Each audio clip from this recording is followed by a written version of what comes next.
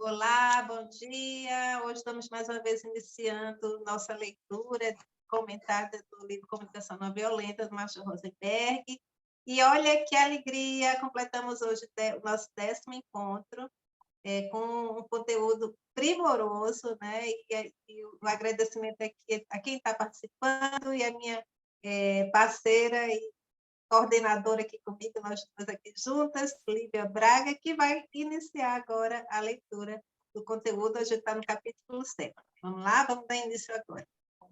Então, nós paramos na página 130, né? Quem tiver com o livro. E é que foi quando a mágoa bloqueia a capacidade de sentir empatia. É impossível dar algo a alguém se nós mesmos não o temos. Do mesmo modo, se não temos capacidade ou disposição de oferecer empatia, apesar de nos esforçarmos, isso em geral significa que estamos carentes demais de empatia para oferecer aos outros. Às vezes, se reconhecermos abertamente que nosso sofrimento nos impede de reagir com empatia, a outra pessoa pode aproximar-se de nós com a empatia de que precisamos. Precisamos de empatia para dar empatia.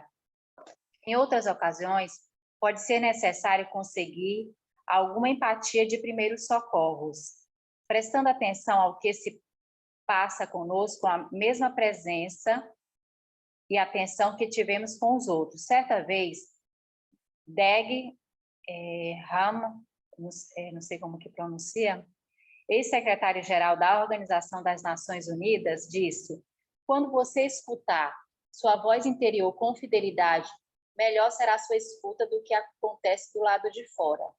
Se treinarmos para sentir empatia por nós mesmos, em geral, sentimos uma liberação natural de energia que em poucos segundos nos permite estar presentes para o outro.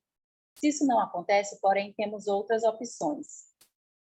Podemos gritar. Sem violência, lembro-me de passar 3 dias fazendo mediações entre 2 gangues cujos membros estavam se matando. Uma delas se chamava Egípcios Negros, a outra Departamento de Polícia da Zona Leste de St. Louis. O placar era de 2-1, um total de 3 mortos em um mês. Após 3 dias tensos tentando reunir esses grupos para se ouvirem e resolverem suas diferenças, fui de carro para casa pensando que nunca mais queria estar no meio de um conflito pelo resto da vida. O que vi primeiro quando entrei pela porta dos fundos foram meus filhos engalfinhados. Eu não tinha energia para lhes dar empatia, então gritei sem violência. Ei, eu estou muito mal. Neste momento, não quero mesmo ter de me meter na briga de vocês. Só quero um pouco de paz e sossego. Meu filho mais velho, na época, com 9 anos, parou de brigar. Olhou para mim e perguntou: você quer conversar sobre isso? Descobri que se formos capazes de falar de nosso sofrimento sem máscara e sem culpar ninguém, até outras pessoas que também estão sofrendo, às vezes, são capazes de atentar para as nossas necessidades. É claro que eu não queria gritar. Qual é o problema com vocês? Vocês não sabem se comportar melhor? Acabei de chegar em casa e tive um dia difícil. Tampouco insinuar de modo algum que o problema era o comportamento deles. Posso gritar sem violência, chamando a atenção para as minhas necessidades e meu sofrimento urgente naquele momento. Porém, se os interlocutores também passarem por tal intensidade de sentimentos, que não consigo nem nos escutar, nem nos deixar em paz. O terceiro recurso é nos retirarmos. Damos a nós mesmos o tempo e a oportunidade de conseguir a empatia necessária a fim de retornar com outro estado de espírito. Resumo. Empatia é a compreensão respeitosa de que os outros estão vivendo. Em vez de mostrarmos empatia, muitas vezes sentimos uma forte urgência de dar conselhos ou encorajamento e explicar nossa posição ou nossos sentimentos. Entretanto, para mostrar empatia, devemos antes esvaziar a mente e escutar os outros com a totalidade de nosso ser. Na CNV, não importam as palavras que os outros usem para se expressar. Prestamos atenção apenas em suas observações, sentimentos, necessidades e pedidos. Podemos, então, querer reproduzir o que ouvimos, parafraseando o que compreendemos. Assim, permanecemos em empatia, permitindo que os outros tenham ampla oportunidade de se manifestar antes de voltarmos a atenção para soluções ou pedidos de ajuda. Precisamos sentir empatia para dar empatia. Quando nos vemos na defensiva e não conseguimos mostrar empatia, precisamos parar, respirar, sentir empatia por nós mesmos, gritar sem violência, fazer um intervalo. Vou fazer uma pausa aqui para os comentários. Eu percebi aqui no texto que, assim, que tudo começa na gente, né? Assim, eu vou dar amor aos outros, mas primeiro eu tenho que ter o amor por mim. Eu vou ter empatia por fulano, mas você tem empatia por você? Então, tudo começa na gente, né? Não tem o externo, é de dentro para fora. Pode falar agora, Sandra. Só isso que me veio à mente. Não, é isso mesmo. A gente já começa a primeira questão. É muito legal porque ele já começa dizendo isso, né? Precisamos sentir empatia para dar empatia. E aí, o sentir empatia para nós mesmos, né? Como ele coloca, eu já estava tendo no meu Instagram uma figurinha que era um coração abraçado, né? E é exatamente isso, a gente precisa se estar em conexão com a gente, respeitar o sentimento da gente, né? Para poder pensar, eu só vou conseguir olhar o outro e ter esse sentimento de empático com o outro se eu tenho comigo mesmo, né? Se eu sou agressiva comigo, como eu vou conseguir sentir o que o outro está sentindo, se eu não sinto nem comigo, né? Então, é bem isso. E é interessante, e eu até, essa semana também postei no meu Instagram, uma coisa que eu achei muito legal, que foi um processo que aconteceu num avião, né? Num avião aqui no Brasil, e uma pessoa tinha recebido, dentro do avião, já estava voando, e recebeu uma informação de que, se não me engano, o pai tinha falecido. E aí ela caiu, começou a chorar dentro do avião, e aquilo, ao comissário, né, se comoveu com aquilo sem saber nem do que se tratava, né, porque sentiu que era algo importante. Aí fez um bilhetinho e entregou a ela, né, e o bilhetinho falava exatamente isso, eu não sei qual a sua dor, né, mas tenha certeza que todos nós daqui da comitiva, né, do avião, estamos muito sensibilizados e estamos aqui para te acolher. Caso necessite uma conversa, né, a gente está aqui, né, para te dar esse apoio.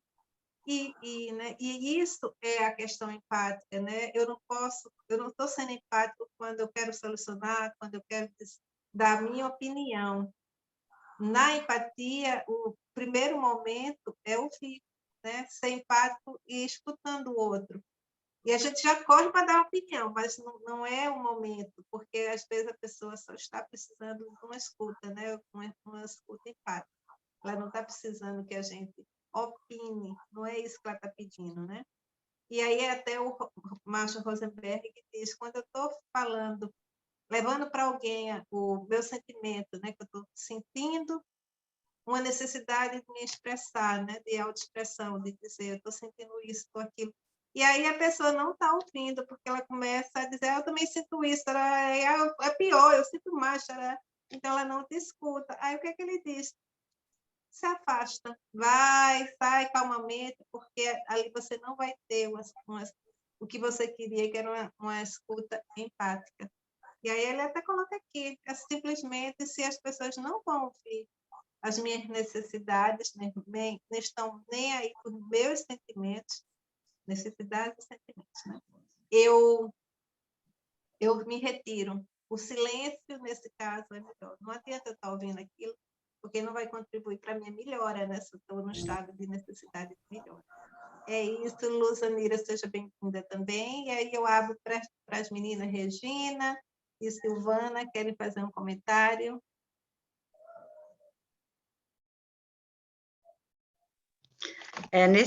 Nessa parte final aqui, o que mais me chamou a atenção da fala é do ex-secretário lá, que a gente precisa silenciar, a gente precisa... E, às vezes, a gente não conhece a gente. E quando a gente passa a se conhecer, dar essa voz interior, começar a ouvir essa voz interior, tem hora que a gente pensa que a gente está doida, né? porque foi, opa, e o pessoal não está nessa mesma frequência da gente. Então, eu vejo isso daqui como assim, uma frequência, quando você começa, aí o que você vai fazer? O outro não está te ouvindo? Tchau, não é egoísmo.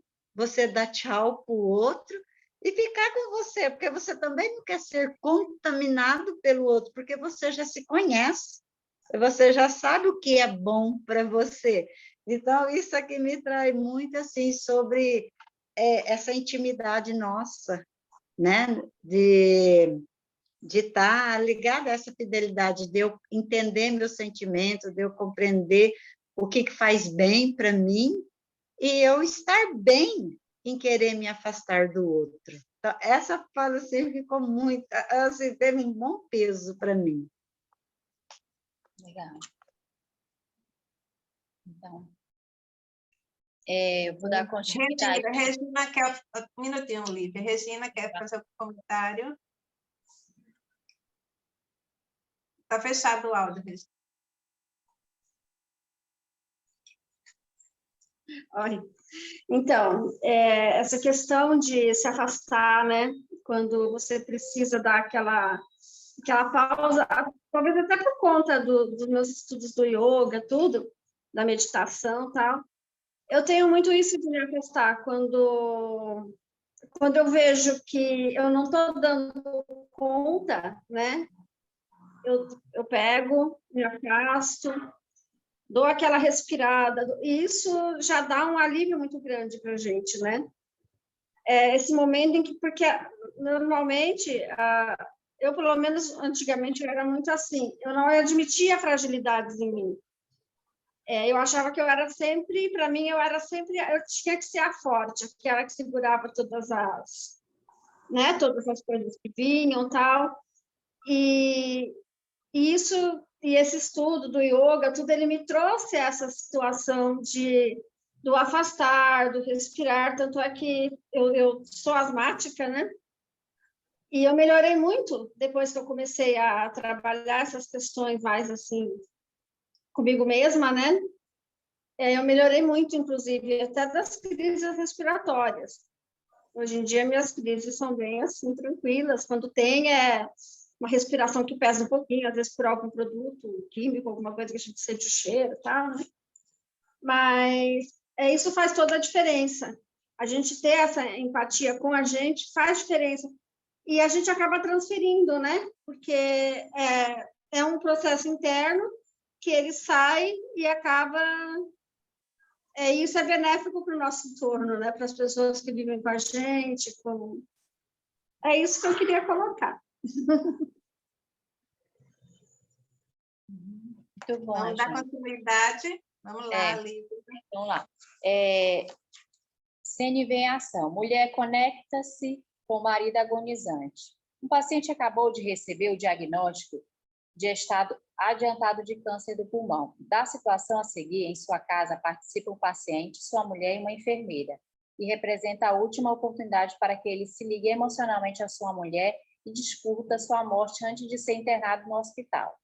A mulher começa a conversa com a enfermeira, reclamando sobre a fisioterapeuta que fazia parte da equipe de atendimento doméstico, designada para cuidar de seu marido, a mulher. Ela é uma fisioterapeuta ruim, a enfermeira. Escutando com empatia o que a mulher está sentindo e desejando, você está incomodada e quer ter uma qualidade diferente no atendimento ao seu marido? Mulher. Ela não faz nada. Ela o fez parar de andar quando o pulso dele acelerou. Enfermeira. Continuando a escutar os sentimentos e os desejos da mulher, será porque você quer que seu marido melhore e tem medo que ele não se fortaleça se a fisioterapeuta não incentivá-lo? Mulher. Começando a chorar. Sim, eu estou com tanto medo. Enfermeira. Você está com medo de perdê-lo? Mulher. Sim, estivemos juntos por tanto tempo. Enfermeira. Tentando captar outros sentimentos por trás do medo, sua preocupação é como você se sentirá se ele morrer. Mulher. Eu não consigo nem imaginar como vou viver sem ele. Ele sempre esteve ao meu lado, à minha disposição, sempre. Enfermeira. Então, você fica triste quando pensa em viver sem ele? Mulher. Para mim, não existe mas ninguém senão ele, sabe? Ele é tudo o que eu tenho. Minha filha nem fala comigo. Enfermeira. Parece que quando pensa na sua filha, você se sente frustrada porque gostaria de ter tido um relacionamento diferente com ela, mulher. Gostaria mesmo, mas ela é muito egoísta. Nem sei por que me dei ao trabalho de ter filhos. De que adianta isso agora, enfermeira? Está me parecendo que você pode estar com um pouco de raiva e decepcionada porque gostaria de receber mais apoio da família durante a doença de seu marido, mulher. Sim, ele está muito doente. Não sei como vou conseguir sobreviver a isso sozinha. Não tenho ninguém, nem mesmo para conversar, a não ser você agora, nem mesmo ele para falar sobre isso. Olhe para ele. O marido continua quieto, impassivo. Ele não diz nada. Enfermeiro, você está triste, desejando que vocês pudessem apoiar um ao outro e sentir-se mais ligados? Mulher, sim. Ela faz uma pausa e depois um pedido. Converse com ele do jeito que você conversa comigo, enfermeira. Querendo compreender com precisão a necessidade por trás do pedido da mulher, você quer que ele seja escutado de uma maneira que o ajude a expressar o que está sentindo. Mulher, sim, exatamente isso. Quero que ele se sinta à vontade para falar e eu quero saber o que ele está sentindo. Usando o palpite da enfermeira, a mulher conseguiu primeiro tomar consciência do que queria e depois encontrar as palavras para revelá-lo. Trata-se de um momento fundamental. Muitas vezes é difícil para as pessoas identificar o que elas querem em certa situação, embora possam saber o que não querem. Vemos aí como um pedido claro. Converse com ele do jeito que você conversa comigo. É um presente que dá a outra pessoa condições de ajudar. A enfermeira agora podia agir de uma maneira que ela sabia ser condizente com os desejos da mulher. Isso altera o clima do quarto, pois a enfermeira e a mulher agora trabalham juntas e ambas com compaixão. A enfermeira. Virando-se para o marido, como você se sente quando ouve que sua mulher me disse? Marido, eu realmente a amo, enfermeira. Está contente em ter uma oportunidade de conversar com ela sobre isso? Marido, sim, precisamos conversar sobre isso, enfermeira. Você estaria disposto a dizer como se sente a respeito do câncer? Marido, após um breve silêncio, não muito bem. As palavras bem e mal costumam ser usadas para descrever sentimentos quando as pessoas ainda não conseguiram identificar a emoção que estão sentindo. A expressão mais precisa dos seus sentimentos ajudaria o marido a estabelecer a ligação emocional que ele está buscando com sua mulher. Enfermeira. Encorajando-o a tentar ser mais preciso, você tem medo de morrer? Marido. Não, não é medo. Perceba que o palpite incorreto da enfermeira não atrapalha a continuidade do diálogo. Enfermeira. Como esse paciente não consegue verbalizar suas experiências internas com facilidade, a enfermeira continua a lhe dar apoio para continuar. Você sente raiva de morrer? Marido. Não, raiva não. Enfermeira. Nesse ponto, depois de 2 palpites incorretos, ela decide expressar os próprios sentimentos. Bem, agora estou curiosa quanto ao que você pode estar sentindo e estou aqui pensando se você poderia me contar. Marido. Creio que estou pensando em como ela vai se cuidar sem mim. Enfermeira. Ah, você se preocupa com a dificuldade que ela possa ter de viver sem você. Marido. Sim, a minha preocupação é que ela sinta a minha falta. Enfermeira. Sente de que os pacientes terminais muitas vezes se agarram à vida por preocupação com aqueles que estão deixando para trás. E assim, às vezes, precisa de uma garantia de que seus entes queridos conseguem aceitar a sua morte antes de eles mesmos se permitirem ir embora. Você gosta de ouvir como sua mulher se sente quando você diz isso? Sim. Marido. Nesse ponto, a mulher se junta à conversa, ainda na presença da enfermeira, os dois começam a conversar abertamente um ao outro. Nesse diálogo, a mulher começa com uma reclamação sobre a fisioterapeuta. Porém, depois de um diálogo em que se sente recebida com empatia, ela consegue concluir o que realmente busca é uma ligação mais profunda com o marido durante esse momento crítico da vida. Exercício 5. Recepção empática versus recepção sem empatia. Para ver se concordamos a respeito da expressão verbal da empatia, circule o número à frente de cada frase abaixo e que B responda com empatia ao que acontece com A. Número 1. Pessoa A. Como eu pude fazer algo tão idiota? Pessoa B. Ninguém é perfeito. Você está se exigindo demais. Então, na opinião de vocês, essa recepção foi com empatia ou sem empatia? Vamos lá, meninas, vou deixar para vocês responderem. Luzanira disse que sim, Luzanira.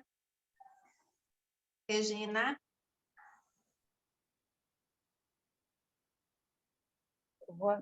Olha, eu vou aqui na resposta. Aqui estão minhas respostas ao exercício 5. 1. Não circulei esse número, porque entendo que a pessoa B dá encorajamento e não recebe com empatia o que a pessoa A está expressando. Número 2. Pessoa A, se você me perguntasse, eu diria que devíamos mandar todos esses imigrantes de volta para o lugar de onde vieram. Pessoa B, você realmente acha que resolveria alguma coisa? Foi com empatia ou foi sem empatia?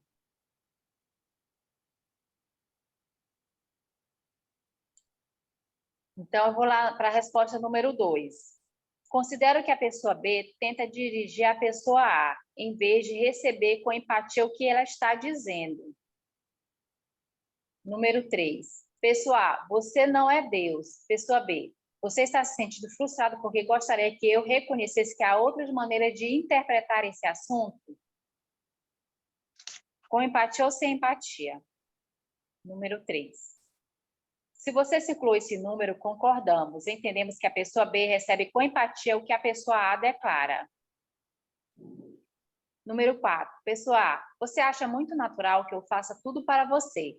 Fique imaginando o que você faria sem mim. Pessoa B, isso não é verdade. Eu valorizo você. Número 4. Concluo que a pessoa B discorda e se defende, sem receber com empatia o que está acontecendo com a pessoa A. Número 5. Pessoa A, como você pode me dizer uma coisa dessas? Pessoa B, você está magoado porque eu disse aquilo? Número 5. Acredito que a pessoa B assume a responsabilidade pelos sentimentos da pessoa A e não recebe com empatia o que está ocorrendo com ela. Um exemplo de resposta com empatia seria: você está magoado porque queria que eu tivesse concordado em fazer o que você me pediu?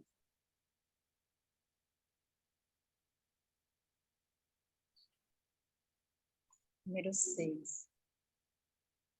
Número 6. Pessoal, estou furiosa com meu marido. Ele nunca está por perto quando preciso dele. Pessoa B, você acha que ele deveria estar mais próximo do que costuma estar? Número 6. Se você circulou esse número, concordamos em parte. Vejo apenas B receptiva aos pensamentos da pessoa A. No entanto, creio que nos conectamos mais profundamente quando recebemos os sentimentos e as necessidades expressos em vez dos pensamentos. Assim, eu teria preferido que a pessoa B tivesse dito: então você está furiosa porque gostaria que ele tivesse por perto mais vezes do que costuma estar.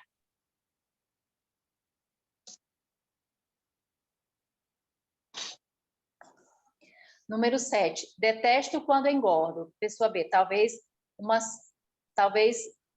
fazer umas corridas ajude.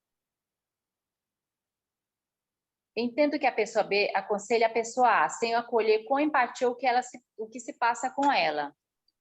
Número 8. Pessoa A, eu estou em pilha de nervos com o planejamento do casamento da minha filha. A família do noivo não está ajudando.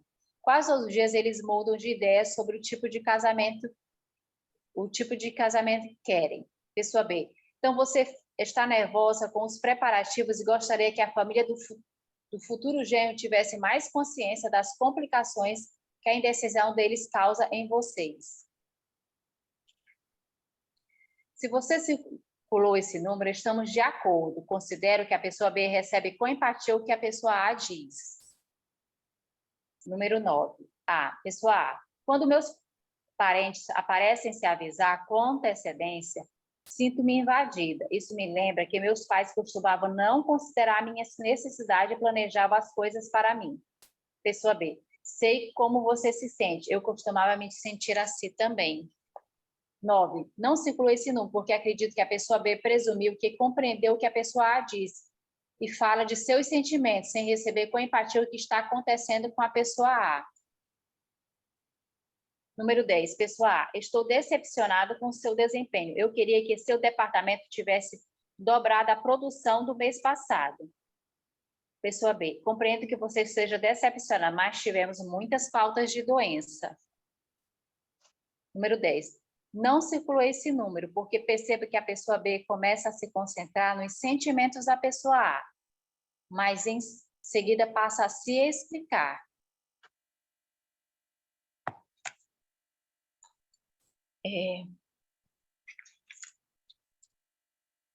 Oi, deixa eu falar aqui.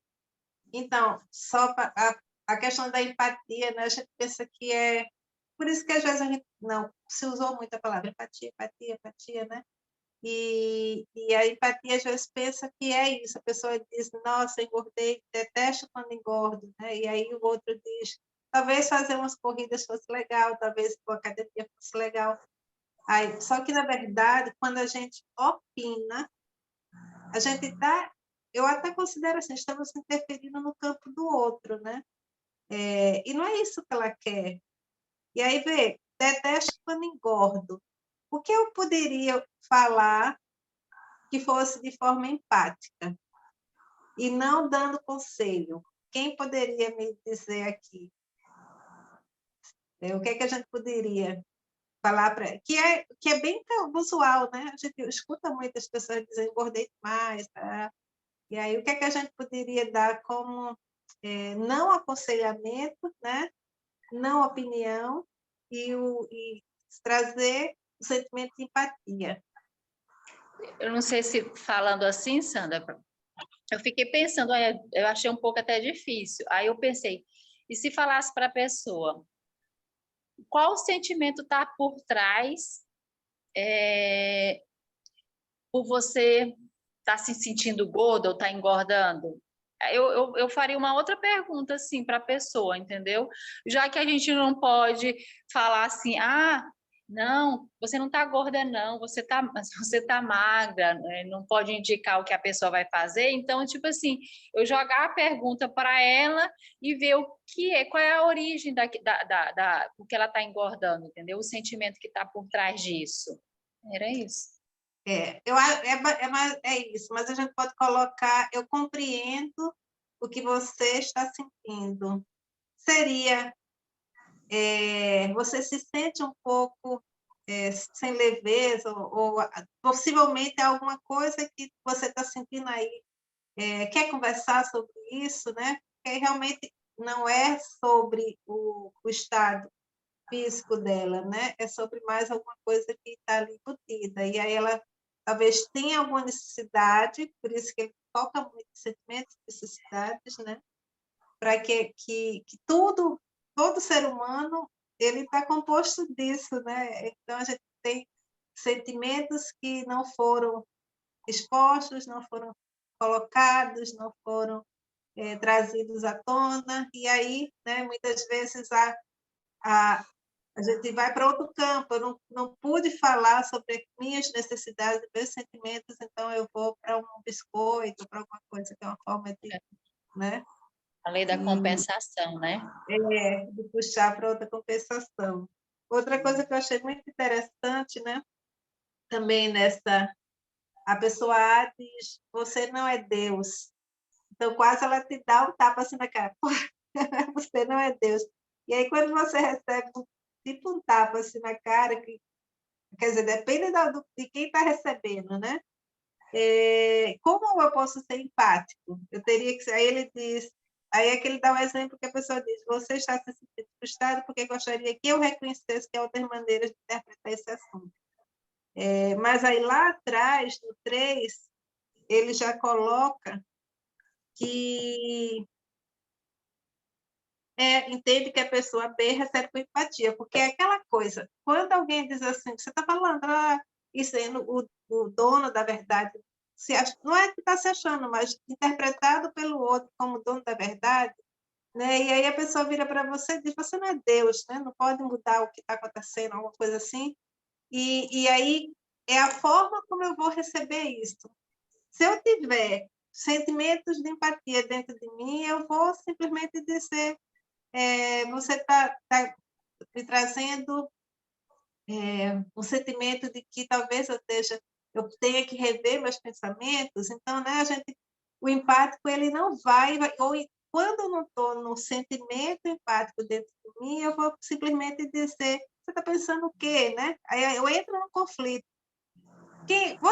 E se eu for Deus, né? Entra no conflito, porque aí a pessoa não recebe aquilo como de forma que seja suave para ela. Por isso que ele puxa muito a questão de sentir e das necessidades. E uma coisa que também me chamou a atenção, que ele fala, eu até desenhei aqui, como vocês, aquela situação do marido e da mulher e o marido com uma doença séria, né? E aí, quando a enfermeira faz com que ela comece a conversar com ele, e aí ela pergunta para ele como você está se sentindo, aí ele simplesmente responde, não muito bem. Deixa eu ver se vocês conseguem ver o desenho que eu fiz aqui. E aí ela pergunta, né? Como você está se sentindo? E aí ele vai responder, não muito bem. E quando ele responde não muito bem, ele não tem clareza do sentimento dele. Não muito bem, mas e aí por isso que existe aqui uma lista de sentimentos, porque é verdade, a gente esqueceu. Tem sentimentos que a gente não sabe, se disser assim, me dê 10 listas, 20 listas de sentimentos, de coisas boas, e às vezes a gente não consegue nem dizer 20, porque a gente desconectou. E a lista é importante, eu puxo aqui a questão da lista que está aqui num dos capítulos, a gente começa a ler a lista de sentimentos e de necessidades, porque a gente ficou com o vocabulário pequeno, que foi até o que a Luzanira tinha falado da outra vez, a gente vai encurtando falas e vai encurtando repertório de sentimentos. E o que a gente só sabe dizer é, não muito bem, estou mais ou menos, estou mais ou menos. O que quer dizer estou mais ou menos, né? Então, vê, aí a gente começa o livro nos traz esse cair de chaves, né? De compreensão, de consciência, inclusive, porque na hora que eu não expresso, estou mais ou menos, eu não disse o que eu estou sentindo, e vou continuar com o sentimento de raiva, né? De peso lá dentro. Discuto com alguém, depois a pessoa diz, como você está? Estou mais ou menos, mais para mais ou mais para menos, né? Mas está embutido ali aquilo que não falou. Então, é sobre isso que ele diz. E aí é um exercício de rever e ler. Sentimentos existem, isso eu conheço, eu estou usando esses sentimentos, eu tenho algum repertório de sentimentos para expressar o que eu sinto, e aí eu mesmo disse, nossa, tem hora que foge mesmo, né? A gente esqueceu. Olha, isso tem a ver com conexões outras, né? E com essa nossa vida, né? com tudo isso que às vezes a caixinha vai fechando e a gente perde até essa conexão de sentir. Gente, falei demais. Regina, vamos falar aqui um pouquinho, eu vou passar o bastão da fala para a Regina.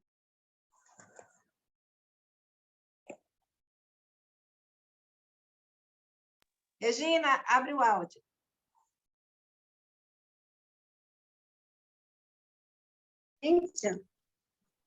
Confesso para não dar interferência, esqueço de abrir na hora de falar.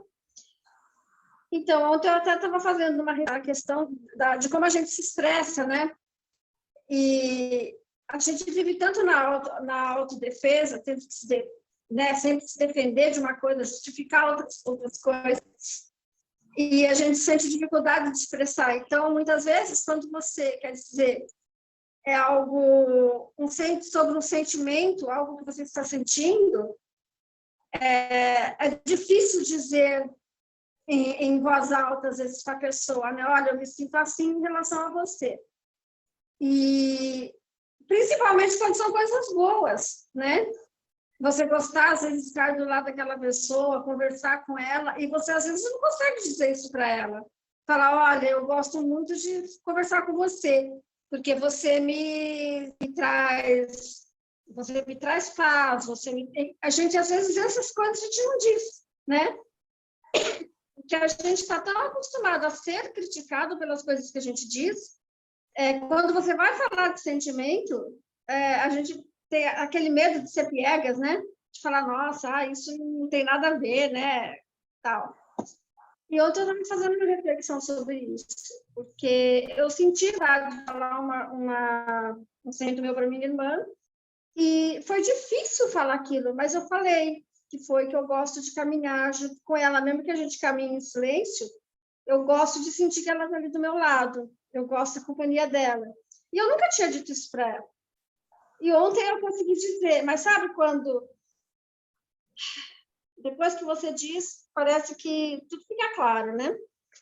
E esse sentimento, né, do quanto a gente tem dificuldade de expressar os sentimentos bons em relação às pessoas. A crítica sai muito rápido, mas quando é algo bom, você dizer, nós somos tão travados nisso de nos expressar em relação aos nossos sentimentos bons, aos nossos, né, que a gente se sente travado.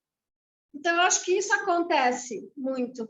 Quando a gente fala na empatia com a gente, com o outro, acaba acontecendo muito isso. Quando é a crítica, ela sai. Mas quando você quer dizer algo que é legal, é gostoso, que vai até aquecer o coração para aquela pessoa, né? Você não consegue dizer. E isso é uma coisa que está muito ligada a essa questão de como a gente usa mesmo o nosso vocabulário, né?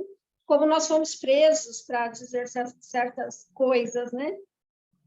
Então, ontem me veio isso muito forte, e hoje a gente está falando nisso. Então, o que eu percebo é assim, muitas falas, muitas reflexões que a gente faz, no dia seguinte bate em alguma situação, e bateu aqui nesse texto, hoje, da empatia. Você tem empatia com você, se expressar para você, né? De repente, na frente do espelho, falar assim, olha, você é uma pessoa legal, você tem um sentimento legal aí dentro, por que você não solta, não põe isso para fora, né? E aí a gente não consegue fazer isso com o outro, porque a gente não consegue realmente fazer com a gente mesmo. Né? Então, eu queria muito colocar essa questão. Acho que eu já falei demais também, né? Eu vou fechar aqui, senão eu vou continuar falando. Maravilhoso, é isso. E gostei demais desse finalzinho que você coloca. Olha, gente, é autoexpressão, né? Se você olhar no espelho, Luiz de Rei fala muito sobre isso, né? Toda manhã a gente se olhar no espelho e dizer, eu te amo. Olha nos olhos mesmo, eu te amo, né? Você é especial. Você, né? Você é um ser divino, né? Desse universo maravilhoso. Então, e aí a autoexpressão é o sentimento com você mesmo. Por isso que a Louise Reis, o primeiro exercício dela é você olhar no espelho. E no começo parece ser difícil, né? Parece que é difícil porque a gente tem até medo de expressar o que a gente está sentindo para a gente mesma, né? E aí me veio agora a bruxa da Branca de Neve, né? Que a bruxa, né? Vamos dizer, a bruxa que é a bruxa mais nas histórias, coisa, ela só vai sempre no espelho, né? O espelho está sempre nos contos de fadas e nas magias, né? Mas o espelho nos reflete e a gente é importante que a gente se olhe, na hora que a gente se olha, a gente vai começar a trabalhar também com a gente essa autoexpressão. É muito importante. Eu puxei a bruxa aí da fada, mas ela ficou perdida aí na história, mas é só para trazer a magia do espelho. E a bruxa, vamos dizer aqui, ela precisa desse reconhecimento do espelho, né? Mas quando a gente tem autoexpressão dentro da gente, a gente vai usar o espelho no início do suporte, mas depois a gente se auto-reflete. E é o que acontece com a Branca de Neve, ela não precisa do espelho, né? Porque ela já é a pura luz. Mas é o caminho. E aí o caminho... E eu só vou conseguir levar para o outro algum sentimento, né, de bondade, ou seja, o que for, e a pessoa olhar para você, poxa, você é tão legal, se eu tiver isso comigo, né? Se eu carrego essa mochila comigo, se eu visto essa camisa em mim, né? Então é preciso eu estar desarmada para que eu possa entregar flores a alguém, né?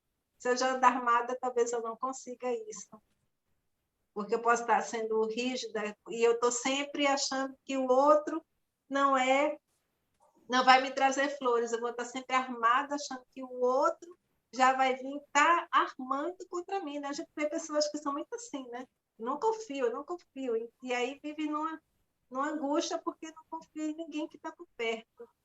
E não se abre para diferenciar e se dar oportunidade, mesmo que aquela pessoa que você achou que era confiável não é, mas é sobre ela. Porque o caminho dela vai ser a lei do ação e reação, né? Não é sobre você, porque você vai manter-se firme no seu caminho, né? Buscando. E ali não deu, você segue. Porque também a gente tem que ter esse olhar, não ficar remoendo.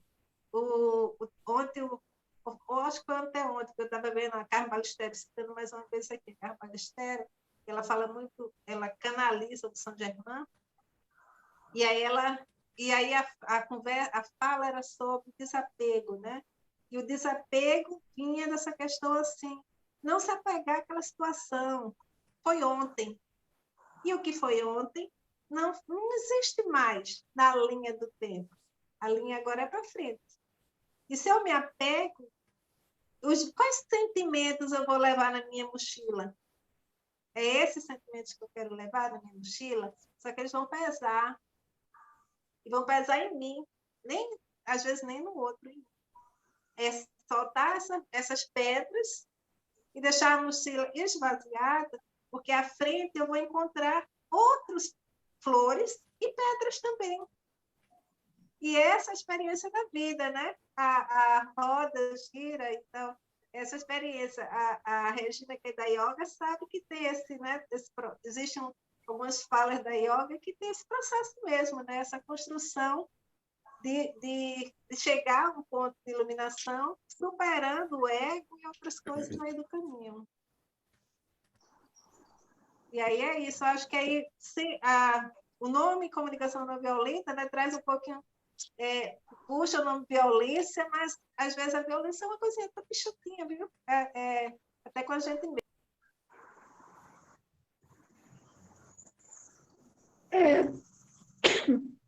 Tem tempo para uma historinha curtinha ainda? Pode falar. Tem tempo. Então, assim, havia 3 monges, né? Inclusive eu gosto muito dessa historinha. São 3 monges, né? Que eles estão caminhando, então eles estão indo buscar arroz, saíram do mosteiro para comprar arroz. 3 monges, um deles era o maior ali entre eles, né? E eles chegaram, e era muito longe, então eles tinham que viajar 3 dias para chegar até o local para comprar arroz. E chegaram, tinha um rio caudaloso para atravessar, e tinha uma moça muito bonita que ia atravessar o rio. Aí o maior entre eles, né, pegou a moça no colo, levou a moça até o outro lado do rio, né?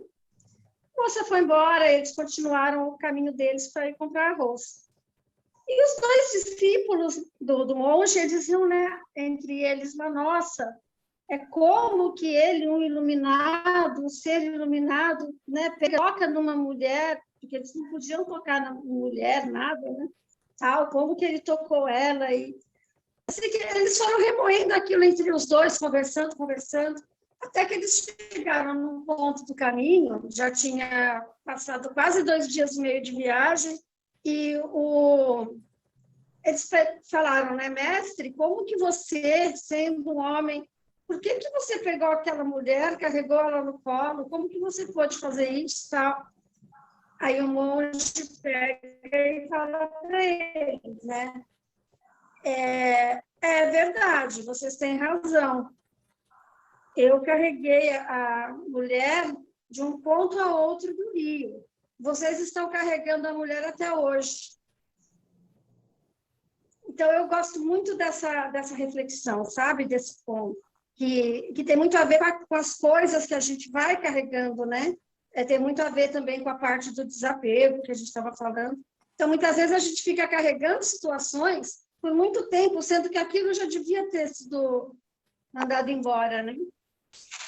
Então, eu queria deixar essa historinha que eu gosto muito, aliás, é uma história que eu conto muito. A maioria dos grupos do yoga, tudo eu conto essa história, porque eu acho que é uma história assim, que é muito... traz uma mensagem muito forte para a gente, de liberar, da questão da liberação, né? O quanto a gente precisa liberar de sentimentos, de crenças, de julgamentos, né? Para a gente poder conseguir ir subindo devagarinho, degrau por degrau, até onde a gente pretende chegar, né? É isso que eu queria deixar hoje para a gente. Muito obrigada. Maravilha. Eu acho Lívia, o horário, como é que tá? Porque eu puxei mais a conversa por conta do que a gente vai ter outro capítulo, né? E deixar para a próxima aula, próxima semana. Eu conheci a Regina, essa historinha, eu acho muito boa. É sempre bom a gente ouvir essa historinha novamente, né? Porque a gente olha, faz as nossas autorreflexão, né? O que a gente precisa melhorar. Eu achei muito bom os teus comentários também, Sandra, de hoje. Aí, às vezes, a gente até esquece, né? Esse negócio do olhar no espelho, né? Desse exercício, né? Que quando a gente se melhora, né? A gente vai ser essa luz que vai refletir no mundo, né? Por onde a gente passar. Porque o que é do outro, eu fiquei olhando assim, que às vezes a gente fica analisando o outro. Mas o que é do outro, que cada um só não pode fazer mais além daquilo, né? Aí é isso mesmo. Aí a gente não pode se contaminar, né? Se deixar contaminar. E viver o agora. Deixar... O ontem foi ontem. Se alguém te prejudicou ontem, aí foi ontem. Hoje é outro dia, né? Já passou. Bola para frente. É isso. Então, tá bom, gente. Muito obrigada pelos comentários, por mais esse dia de reunião. Ó, Deus abençoe a semana de vocês. Muita luz e muita paz. Muito obrigada mesmo. Tá? Tchau. Até semana que vem. Tchau, meninas. Gratidão. Até a semana que vem. Obrigada pela presença de todos e participação. Beijo. Tchau. Beijo.